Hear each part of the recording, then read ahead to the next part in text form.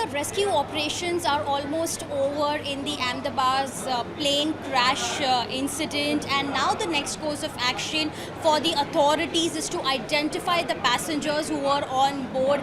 And for that, here we are at the civil hospital, which is just about a kilometer away from the incident crash site. And as you can see, we can see hundreds of relatives who have come from across the country. They are the relatives of the victims who are here to give the DNA samples, because once the DNA samples are given, the authorities here, the medical professionals here will be able to identify that this passenger has been identified, and then the body will be handed over to the concerned family. So as you can see here, this is the exercise which has been going on since yesterday, right after the incident and crash that has taken place. This is the civil hospital, which is known as the Asia's biggest hospital, and here they have set up a DNA lab center. As you clearly see, there are resident doctors also available here. There are police personnel here, and the relatives here from across the country who have come together to submit their DNA samples. And once it is submitted, it will take approximately 72 hours for the results to come in. Remember why this DNA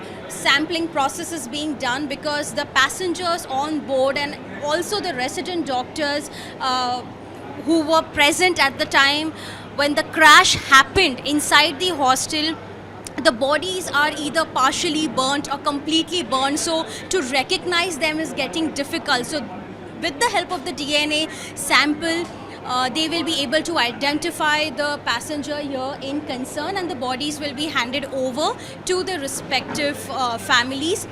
What we are being told that more than 600 samples have been collected so far, and now the next, of course, point of action is to see that the British nationals' relatives also will be coming mostly by tonight, and they will also be submitting their samples. You can see this is the entire area, which even some of the relatives are here. They are looking really upset. They are awaiting for the answers, because it's been nearly 20 hours to the incident and they have no clue about their loved ones, and they are really here sitting, waiting anxiously for some update from the medical authorities at this point. So once this DNA sample process is being done, the other course of action is to come up with the total figure as far as the death toll is concerned, because remember, as of now 265 bodies have been recovered from the crash site,